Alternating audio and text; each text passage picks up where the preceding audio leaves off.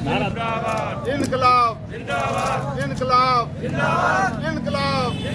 हमारे को न्याय दो, हमारे को न्याय दो, हमारे को न्याय दो, हमारे को न्याय दो, हमारे को न्याय दो।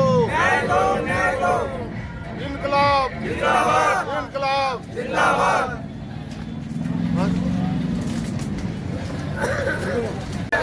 हमारा हक हमारे को मिलना चाहिए,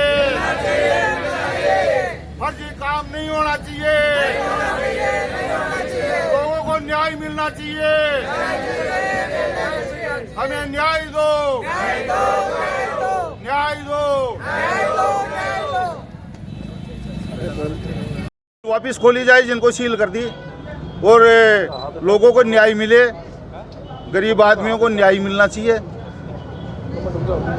फर्जी, लेकिन हो सकता है और भी लोग कोई सम्मिलित हो। इससे ज्ञात होता है कि बड़ा खेल है, और ये जब जाके सुनवाई नहीं हो रही है इस तरह से।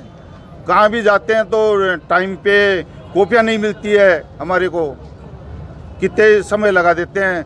जय DRT में हम गए, राम गोपाल गोयल की फाइल मांगी, भाई हम देखें क्या क्या है, किस आधार पे लोन दिया, कैसे कैसे है, तो उन्होंने मना कर दिया कि हम आपको नहीं देंगे कॉपी। नोटिस किसके नाम से आए हो आप?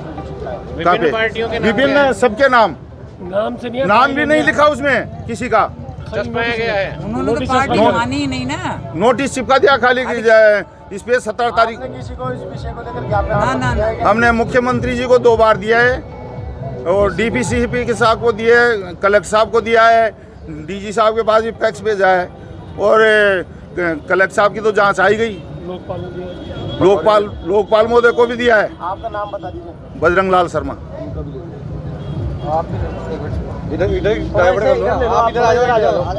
ये बात है, वन विभाग की ज़मीन है जिस पे कोई भी पार्टी कोई भी बैंक लोन दे नहीं सकते। एक राम गोपाल गोयल जी ने, जो आज की तारीख में जिंदा भी नहीं है, उन्होंने वन विभाग की ज़मीन से फर्जी लोन ले लिया।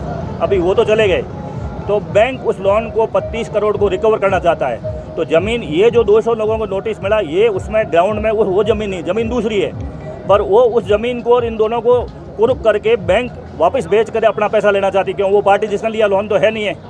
तो ये लोग CM के पास भी गए, कलेक्टर के पास भी गए, बैंक का जो ओम्बड्समैन होता है लोकपाल, उनके पास भी गए, पर अभी तक किसी ने भी इनको सेटिस्फैक्ट्री जवाब नहीं दिया है। तो इनके खिलाफ सबसे बड़ी पार्टी है बैंक। बैंक के खिलाफ एक्शन होना चाहिए कि आपने सबसे पहले वन बाकी ज़मीन पे उस पार्टी को लोन दे कैसे दिया, और उस लोन को रिकवर करने के लिए जो ये पार्टी ग्राउंड में, इनकी ज़मीन वो नहीं है, वो दूसरी ज़मीन है जिस पे वो लोन लिया है, कोर्ट के कागज़ के अनुसार ज़मीन ही दूसरी है। तो वो ज़मीन, उस ज़मीन को जा करके नोटिस देना है तो उनको दे। ये पार्टी, ये तो 40 सालों से रह रहे हैं, इनके पास इलेक्ट्रिक कनेक्शन है, सब कुछ है, तो इनको क्यों नोटिस दे रहे हैं? जबकि हाँ जी, कोर्ट में गए, हाईकोर्ट में मिला है क्या ऑर्डर है? कोर्ट ने भी जो आपको ये ज्ञापन दिया है, नहीं ये डायरेक्शन दिया है, और उन्होंने क्या इसका डायरेक्शन उल्टा नाप लिया ग्राउंड में, ताकि हमारी ज़मीन भी कर लिए। पूर्व से पश्चिम 150 है, उन्होंने क्या कि उत्तर से दक्षिण 150 कर लिया, इनको साथ में ले लिया। बैंक की भी मिली भगत है इसमें? बैंक की पूरी मिली भगत है, तभी तो बैंक ने 30 बैंक शामिल है इसमें यूको बैंक है, 10 बैंक है, सेंट्रल बैंक है, देना बैंक है, SBI बैंक। आगे आप धरना दे रहे हैं, आगे क्या करेंगे?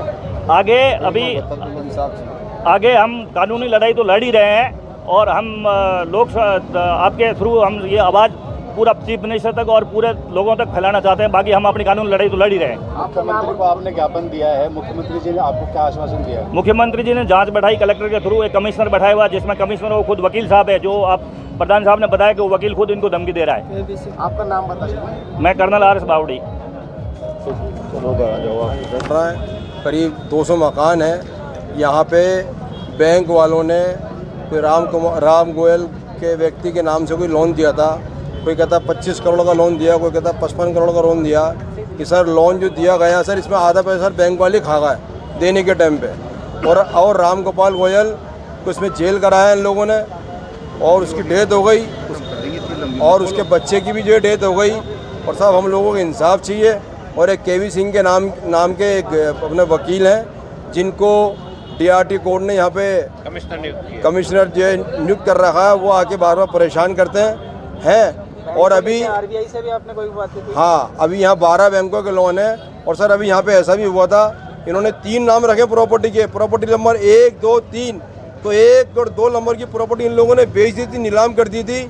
और जब ये कलेक्टर साहब की रिपोर्ट आई, जिन लोगों ने ख़रीदे इनको चेक दिए डीडी बना के, जब उन लोगों को पता चला कि सरकारी ज़मीन है और धोखाधड़ी हो रही है, तो वो लोग भी बैंकों के पास पहुँच गए, डीआरटी के पास पहुँच गए और जाके बोला कि तुम हमारे को सरकारी ज़मीन बेचते हो, हमें तुम्हारी ज़मीन लेनी नहीं है, हमारा पैसा वापस दिया जाए। तो सर डीआरटी ने सर बैंकों को तलब कर लिया कि ये कौन सा माल बिकवा रहा तुम हमारे से ही है, और यहाँ पे वो ज़मीन ही नहीं है जिस पे लोन दिया गया था।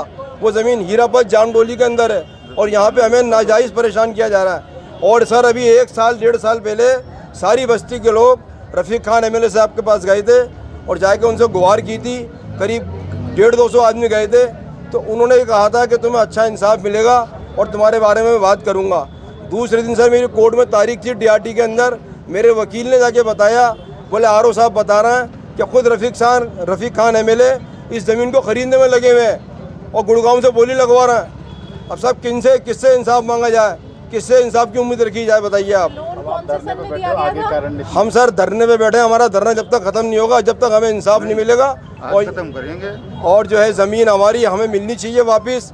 हमारे पास ज़मीन के पूरे कागज़ हैं, 60-70 साल से हमारा कब्ज़ा है और ये लोन 2011 में 12 में हुआ था और ये पूरी कार्रवाई करके बैंक वाले हमें नाजायज़ परेशान कर रहा है। और जो है अपने सीएम साहब से भी उन्होंने गुहार लगाई जा करके। मेरा नाम मोहम्मद यूसुफ है सर, और सीएम साहब से भी गुहार लगाई थी, उन्होंने भी जांच के आदेश दिए और हमें इंसाफ मिलना चाहिए इसके अंदर।